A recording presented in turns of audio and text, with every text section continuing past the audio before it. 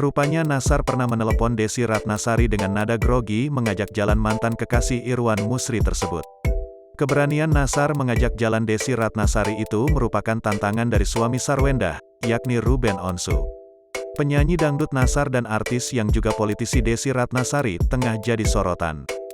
Bahkan, baru-baru ini terbongkar fakta baru perihal kisah asmara Desy Ratnasari mantan suami Musdalifah itu.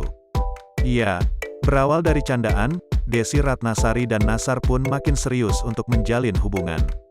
Terlebih Desy Ratnasari juga beberapa waktu yang lalu memberikan kiriman untuk Nasar.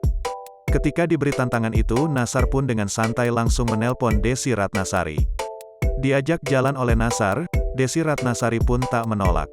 Mendengar hal itu, wajah Nasar pun tersipu malu. Ia pun menjanjikan untuk memperlakukan janda cantik itu bak ratu saat bersamanya. Desy Ratnasari pun mengatakan jika suara Nasar saat mengajaknya jalan seperti grogi.